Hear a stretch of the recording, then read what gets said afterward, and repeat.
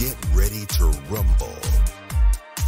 Schilling Show Unleashed on the Seven Thunders Media Network. Former city councilor, husband, father, and community watchdog. Your host, Rob Schilling.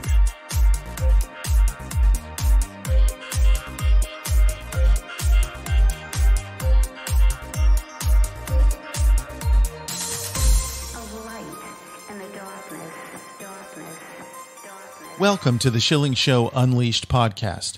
Remember, your direct support makes our show possible, and you can directly support this podcast by visiting shillingshow.com and then clicking on the Patreon banner at the top of the page to make a monthly contribution. We appreciate your support. The Schilling Show Unleashed Podcast welcomes Stanley K. Ridgley, PhD, a clinical full professor of management at Drexel University's LeBow College of Business, a former military intelligence officer and author of the new book, Brutal Minds, The Dark World of Left-Wing Brainwashing in Our Universities. And Stan Ridgley, welcome to the Schilling Show Unleashed podcast. Thanks for joining us today. Oh, well, thanks. It's a pleasure to be here and chat with your audience about these issues that I think are very important. I want to start here because I'm always curious. This is a very provocative book in a good way, but have you had any professional pushback or professional threats against you as a result of publishing a book like this? Well, when you say professional pushback, I'm assuming you mean officials, folks in the university administration, that kind of thing. Colleagues. No, yeah. I've had some.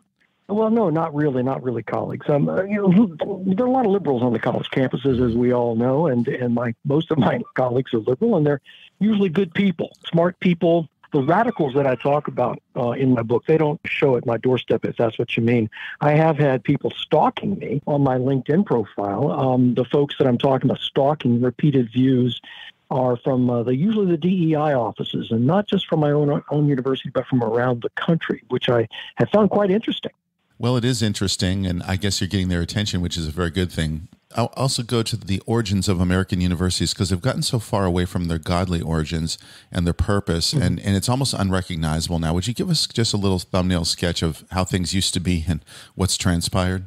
Things used to be, when I say things used to be, I'm talking about in the last 300 years. I'm talking about with the advent of the Enlightenment University, the idea of expunging superstition and magic thinking and sorcery from the university and adopting a scientific perspective, the idea of the scientific method as a mode of inquiry that can generate legitimate knowledge, the idea of logic, reason, progress, and scientific method, the idea of the university as a kind of a repository, the best that has been thought and said, and in transmitting that to subsequent generations who then will proceed to contribute their legitimate knowledge to that body of knowledge.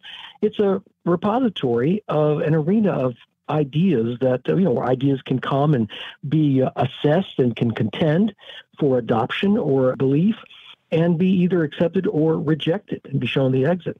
That has been changing now, certainly in the last several decades, to the idea of the university as a crucible of indoctrination with regard to the Marxist struggles of the future. That's a quote I got from Frederick Jameson, who was at Duke University. He's a Marxist theorist, and he was at Duke when I was at Duke as a graduate student. And he believes the purpose of the university is for the creation or training of cadres for the struggles of the future, Marxist struggles of the future. That's kind of a real different take on the university, and I think this is what is becoming ascendant, and it's a danger, and I think that more people need to recognize that this is indeed happening. Our show originates from Charlottesville, Virginia, the home of the University of Virginia, as they used to call it, Mr. Jefferson's University. And there's a lot of talk amongst a group called the Jefferson Council who's trying to restore the university to some semblance of what it was, that there used to be a tolerance for liberal versus conservative ideas on campus, and that people could actually have conversations without devolving into personal attacks or worse. Was there ever really tolerance in the United States system of universities and colleges, or were we just imagining it? Were we just being sold a lie? Well, I certainly think that you have to understand that universities are, with regard to the faculty, there's a very smart people in the university divided into the various academic disciplines, physics and history and poli-sci and chemistry and that sort of thing. And there's always been a kind of visceral tolerance, if you will, with the idea of civic discourse and the idea that you can disagree with people politely and agree to disagree. With regard to whether that's actual or it's only it's superficial, it's a matter of opinion. I can't speak to the universities around the country, in a general way, that way. All I can speak to is the kind of experience that I've had in 3 universities, one as a graduate student and 2 teaching, and the idea that, within the arena in which you are recognized as an academic expert, there is quite a bit of freedom, I think, depending on the discipline of, I should say. With regard to sociology, with regard to political science, I think that you'll find that arena or freedom is severely restricted to a certain viewpoint, especially today. And that viewpoint, of course, is one of, well, it's on the radical left. But if you want to give it a label, it would be critical theory, which is neo-Marxist theory, which has really seen an ascendance in the universities for the last, say, 20, 25 years. And in the sense that when you see the word critical in front of a particular discipline or subdiscipline, such as critical management studies, and that is indeed a field, it's really examining or propounding the idea that this neo-Marxist school of thought ought to be informing management, critical chemistry studies, critical. If you couple the words critical and then the word studies, you're dealing, in my opinion, with an academic fraud. Science studies is an example of one of these frauds. There's not a real scientist that I can identify that's actually in something called science studies, which is dedicated to the proposition that we ought to undermine the idea of science as being the generator of really what we call legitimate knowledge. There's an awful lot of envy in much of the university for the prestige that accrues to what we consider scientific knowledge, which is really the only reliable knowledge that we actually have in terms of, if you look in terms of technology, engineering, building bridges that don't collapse, building submarines like we used to do, tourist submarines that don't implode, that kind of thing. The idea that we can undermine this kind of scientific inquiry and replace it with something else. You ask a kind of a really tricky question that doesn't have a blanket answer, I think, but I tried to answer it as best I can. I'm concerned about what you just referenced, Stan, in particular the lowering of standards into the various schools, including medical schools, and they're talking about getting rid of testing because it's somehow discriminatory. Where does this leave us as a nation who are reliant upon people for providing services, brainpower, and so forth, if they're dropping all the standards? Well, I tell you, the dumbing down of the American university is one of the unsung or untold stories of our time, though some people are calling the alarm. Flying under the banner of diversity, we have seen the lowering of standards, and rather than call them lowering of standards, we're calling them the adoption of other standards, embracing of difference, embracing of a host of qualities or principles or anodyne sounding or noble sounding labels as being a kind of a license to tear down what has been built up over such a long period of time. And I'm talking about the scientific basis of medicine, the scientific basis of engineering, the idea that we should inject other criteria as metrics whereby we should measure the people coming into a field. And then at the same time, dumbing down the material that is taught to those folks, diversity math, that kind of thing. And I think the word that is being used currently is decolonization of the university, which is kind of stupid because the Western style university that was grown up, that was established and then has emerged in the last 300 years, is not a colonized university. It is a university that is indigenous, if you will, to the Western experience. And the people who are trying to decolonize the university are actually trying to colonize the university with a lot of crackpot ideas. Crackpot ideas that the university managed to expunge, beginning 300 years ago, and now they're coming back. It's a kind of a neo-medievalist view, the idea that alchemy should somehow be on par with chemistry. That's kind of an analogy that I give you. Astrology should be on par with astronomy. Simply a different way of knowing. That's one of their terms, ways of knowing. So yeah, the dumbing down of the university and the changing of the standards, the lowering of the standards is going to have deleterious real-world impact with regard to people, say, going to the doctor, with people driving over bridges that are unstable or unsound, or even going into a tourist submarine that eventually implodes because the founder of the company that constructed it decided he did not want 50-year-old white men working on the project. That's a fact. It is indeed going to have real-world consequences for all of us. One of my greatest concerns is the subversion of the law schools, and there was recently an article exposing the University of Virginia and others for kind of a woke leftist agenda. But it seems to me that if you go through these schools, you're going to come out with this point of view, and then we see the results of that, of people not going to get justice, and the whole system collapses. So it seems like there's a lot more riding on this even than physical safety or physical health, that really society is at risk from these sorts of policies. Yeah, well, I'm not a lawyer. I can't speak to the law school. I do have a PhD in political science, which is kind of akin to that, but nowhere near the priesthood that the lawyers are members of. And if you ask them, I'm sure they'll probably kind of nod knowingly and scratch their chins. But I do think that the discipline of law and the understanding of our system as a common law system, and the idea that we're not like the Europeans, who are basically view the law in a different way. We view law as precedent, as the building up of traditional wisdom of looking to how decisions were cast in the past to guide us for the future. And this has been a very good prescriptive way of doing business in terms of our justice system for decades. And it can be transformed, or it can be morphed in ways that are salutary for, I think, our individual rights. But there's no radical change such as, say, the French Revolution, whereby you destroy everything that has come before and you begin at year one, which is a dangerous way of looking at things, which is the European view. And I think that a lot of young people who are in law school today are ill-trained in terms of American civics, in terms of the foundational principles, or they have learned that the foundational principles enunciated by Jefferson and a host of others are somehow unsound or illegitimate, and they must be replaced. And then what they want to replace it with is nothing new. It's basically the fruits of what I call, or what many scholars call, the Continental Enlightenment, which was very different from the Anglo-Scottish Enlightenment that informed the American Revolution. It was the Continental Enlightenment of Voltaire and Diderot and a host of others that informed the Continental Enlightenment and led to the French Revolution, which is incredibly different, more barbaric than the American Revolution, which was inspired by thinkers such as Adam Smith and Edmund Burke and David Hume and those other Anglo-Scottish Enlightenment figures.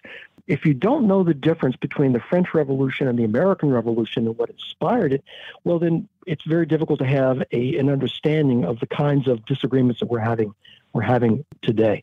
And I think that the law school folks that you're talking about really need to have a grounding in both the economic and the political aspects of what constitutes a free society. The Schilling Show Unleashed podcast continues in just a moment with Stanley K. Ridgley. The book is Brutal Minds. Online at shillingshow.com. ShillingShowMedia.com is your one-stop shop for websites, audio and video production, and photography. ShillingShowMedia.com will take your project from conception to completion. ShillingShowMedia.com is reasonably priced and highly professional. Need a website for your business? Visit ShillingShowMedia.com. Need a video created or edited? Visit ShillingShowMedia.com. Have a photography or graphic design project? Visit ShillingShowMedia.com. ShillingShowMedia.com is your one-stop shop for websites, audio and video production, and photography. Visit ShillingShowMedia.com. That's ShillingShowMedia.com. Schilling Show Unleashed. We continue here on the Schilling Show Unleashed podcast. Stanley K. Ridgley is the author of Brutal Minds, The Dark World of Left-Wing Brainwashing in Our Universities.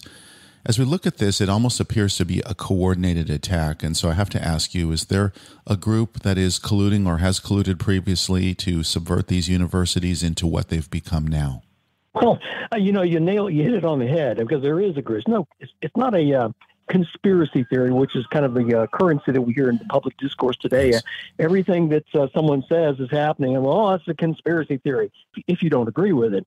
And the fact is, I like to use the analogy of taxation in the United States with regard to conspiracy theory. If you knew nothing about the IRS, and I told you, Rob, you know what, you're missing a lot of money from your paycheck every month. The government is taking that.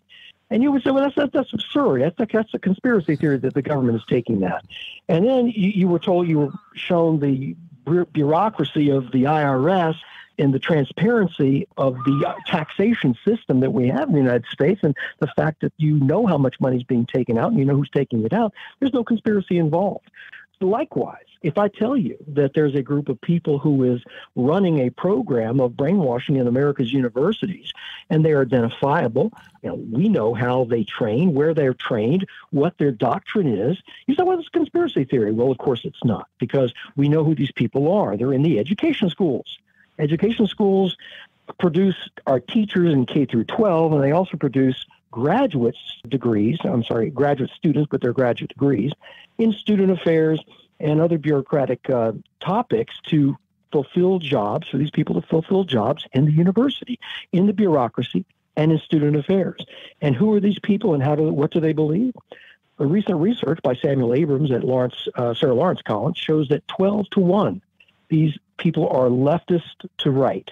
They are overwhelmingly left-wing, and they are activists, because this is what is being taught in America's education schools. So when they come back into the university and they begin to teach in what is called a co-curriculum, not the curriculum like faculty like myself, but co-curriculum, which is a fake curriculum with fake courses and fake professors, fake instructors, they are propounding this crypto-Maoist theory called critical pedagogy that they learned in education schools. Now, you asked if there is a specific group. Yes, there is. It's an off-campus group called ACPA and another group called NASPA, or NASPA. They are organizations, professional associations, organized to support student affairs bureaucrats on the college campuses. They are membership organizations, and I should tell you that I'm a member of both of them, so I could find out, what they're all about. And I read their publications, and I have read the transcripts and watched some of their conferences online. They appear in the book Brutal Minds as the noxious organizations they are. They are completely permeated with crypto-Maoist ideology that is propounded in the education schools. And why is this important? Well, these two organizations I mentioned, ACPA and NASPA, set the standards for education schools nationwide. Okay, this is an important influence on higher education. Otherwise, without that influence, they would have very limited impact.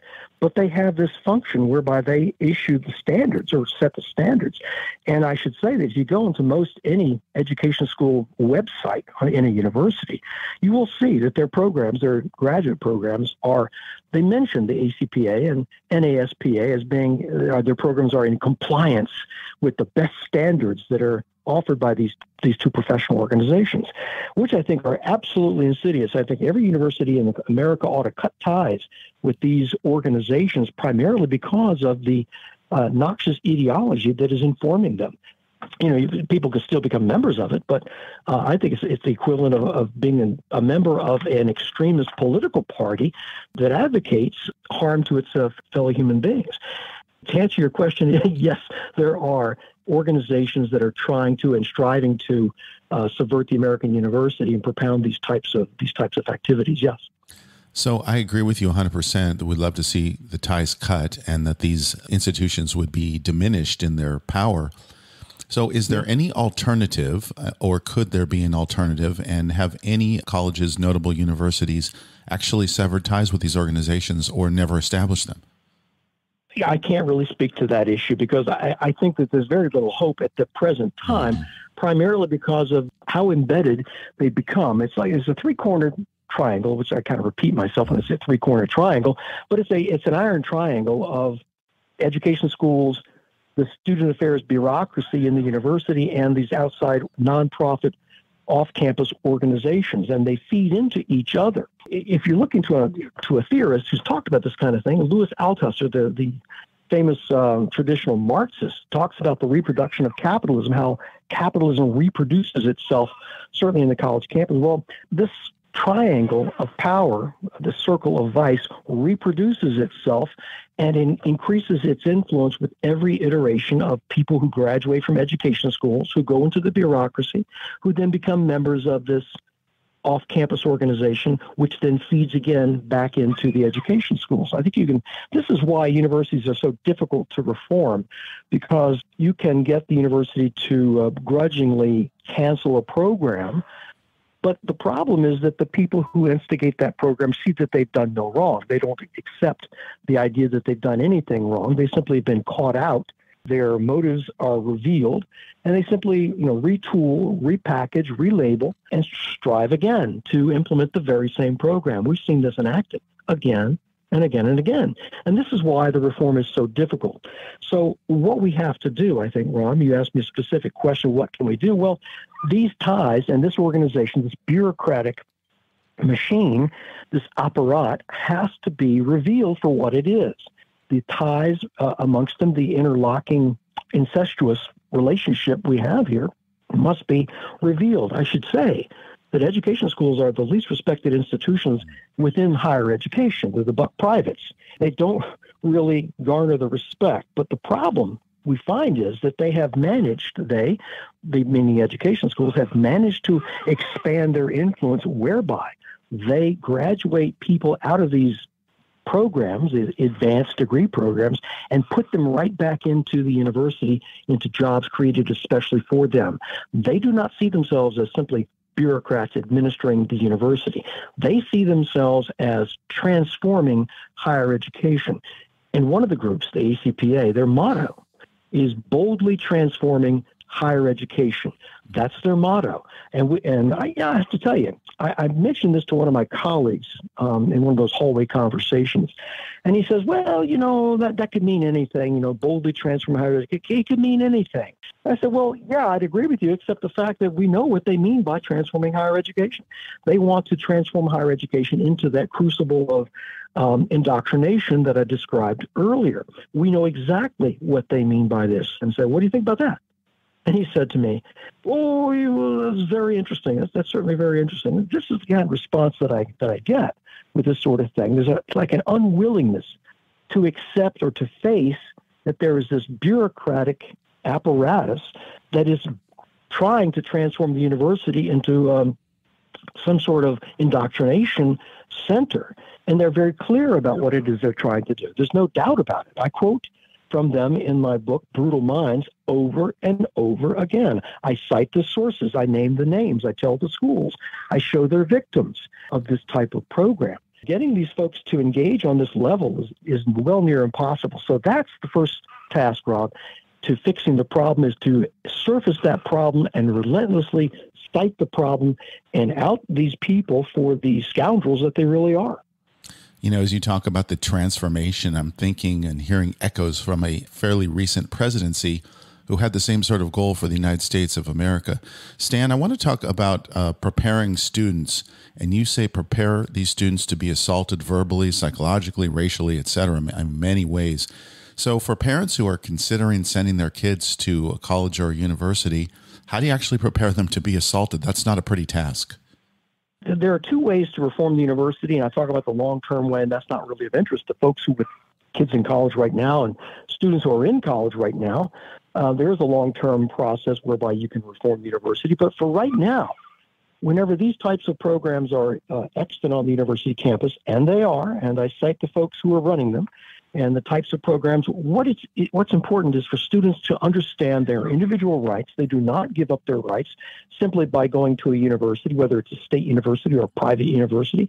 We have rights under the 14th Amendment, under the First Amendment, under the civil rights protections from the Civil Rights Act. We also have protections that are guaranteed to us under the Office of Human Research Protections.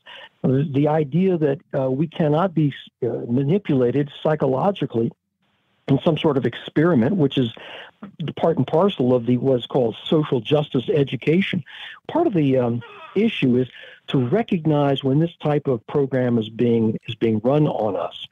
We can defeat this. Students can defeat this by simply being aware of what's being done to them. I'm not mincing words. I'm not sugarcoating it. I mean this, that something is being done to them. It's called brainwashing. It's psychological manipulation, behavior modification, designed to change their belief system.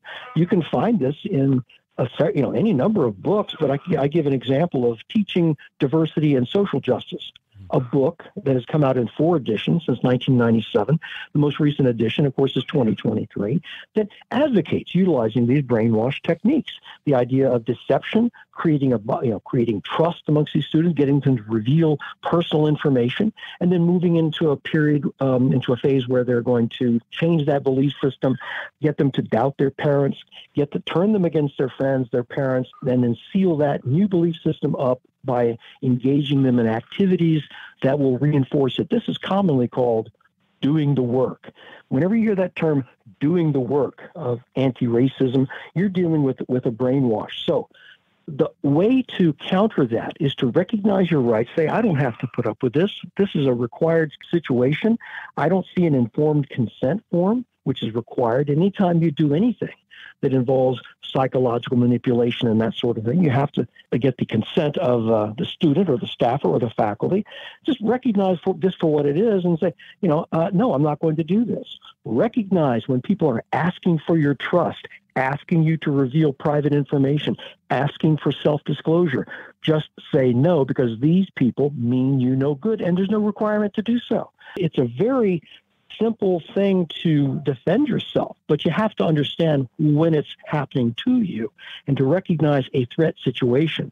Brutal Minds gives you a whole list of tells, markers, ideological signs that you are dealing with a threat situation and what to do when you're faced with that threat situation. I think that a student, coupled with parental moral upbringing, a strong high school education, can weather the storm quite well. But the secret to be well armed. These people have been doing this for years, and they tweak their system all the time. If something fails or they get called out, they simply redouble their efforts under a different name or a different label.